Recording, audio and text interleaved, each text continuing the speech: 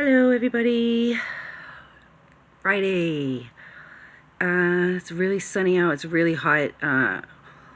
The sun feels like it will bake your skin in like 5 minutes. I literally went out, was it yesterday before the rain, and I took the dogs out, and oh my god, I didn't have any sunscreen on, but my skin actually felt like it was baking like in 5 minutes, like a magnifying glass. That's what it felt like a magnifying glass. Is that sun like a magnifying glass now? What's going on? But there was one weird cloud that just came out of nowhere. There's no clouds, but I don't know if they sprayed or not. But there is a cloud out there that just showed up in the sky like a line. So, anyways, I'm trying to think what I should talk about next. Let's see. The house, my life, the kids. Uh, it being ruined. Court. Oh, I was thinking of talking about Deerpark.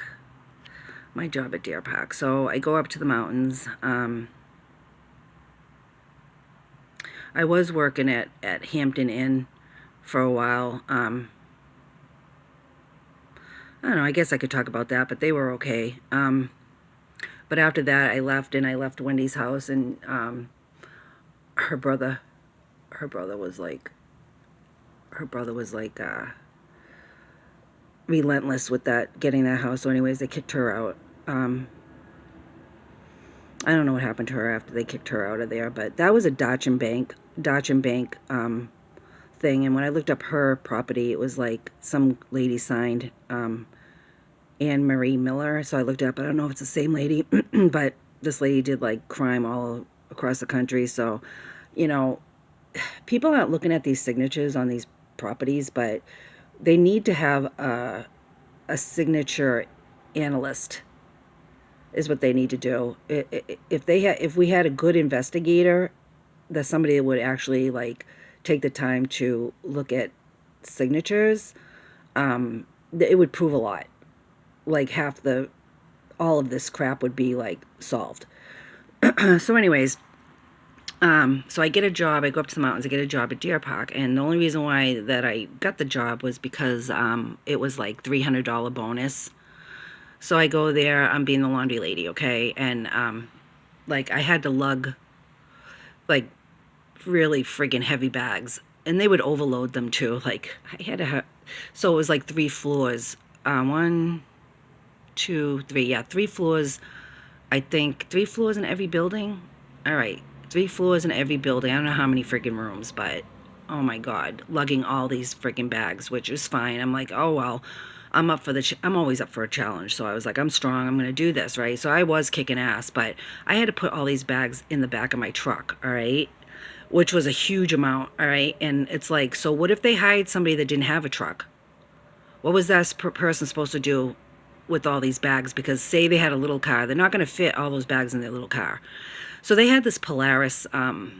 They had a Polaris, like little Polaris. What do you call it? 4-wheeler or something? Yeah.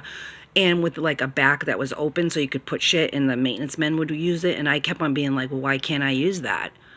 I mean, that would save me so much of a headache from building to building, and just load it up in the back of that, and then go to the back door. So where the laundry room was there was like it was in the bottom of the building. All right, there was no air conditioning in there at all. They gave me a fan, and it was so hot in there. But you know, you go into the lobby area, and they have like 2 huge gigantic air conditioning. They kept on saying, oh well, there's no way that we could put an air conditioner, and the air conditioner that they had in there was like didn't work. Okay, so they did have, and like I had mentioned it to Minnie, and she's like, we paid so much money for that. And I'm like, yeah, but it doesn't work.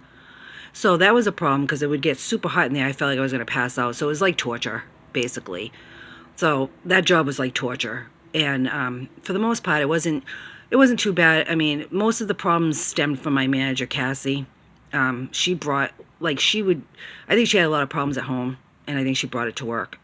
And a lot of gossip. And when they first hired me, they're like, oh, you're not going to be the slave for everybody, Luann. You're not going to be everybody's slave. And yeah, I did end up being everybody's slave.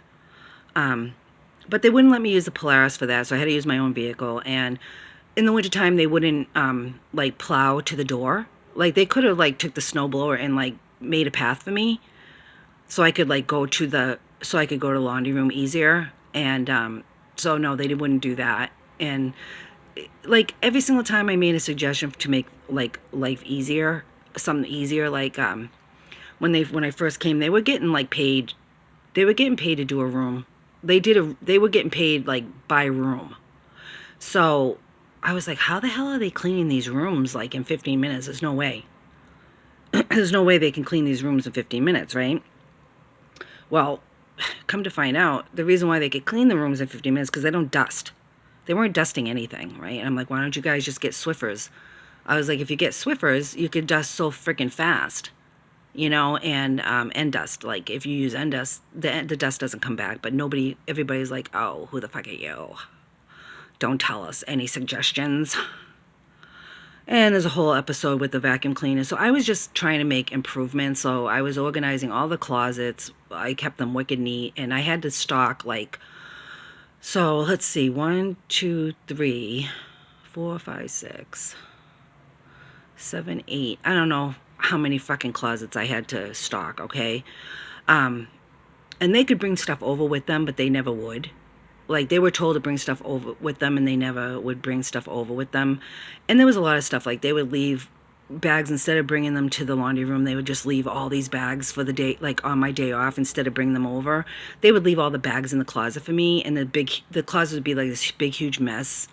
And so I'd have to, like, constantly, like, reorganize, which is normal because, you know, you're in the hospitality business. But it was just a lot of stuff that, like, could have been improved, and they didn't want to improve it. Their hiring process was awful. Like, they were hiring, they couldn't hire anybody, so they were like offering $500 sign-on bonus. But what was happening was that they were hiring all of their relatives, like whether they were good or not. They would just hire. It didn't matter if they were good or not. And so much stuff happened there. Oh my God. Yeah, I had a broken stool, and they wouldn't replace the stool for like months and months, and I kept on asking, can I get a new stool? Finally, I got a new stool, but like every single time you asked for something, or if there was something that they had to fix, or anything that had to do with improvement, it would take forever to get any help. Like, I would ask for certain supplies or certain things, and I would never get it, but yet she would get everybody else everything that they wanted. But when I asked for something, I never would get it. But anyway, so I'm just going through my mind of all the different episodes. But Deerpark, I could go on and on and on about Deerpark. And I really can't prove this, but I think they like set people up to like say you're stealing or something. But that's the girl, a girl that I lived with at 977 Stalker Hill. They was saying about how they set her up, saying like she stole a watch or something. And she's like, I didn't do that. And that she was saying how Mindy and somebody else was attacking her. But there was like, I don't know, there's a lot of weird things going on, a lot of people talking. I didn't care. I knew there was cameras right there, and I told the truth, and I talked about the truth right there in the lobby, right in front of the camera. But just weird stuff. Like that place, I don't know. One time I was sitting and this guy come in. I don't know if he was the owner or what, but he had an FBI hat on, and I was like, oh. And he gave me this weird smirking look.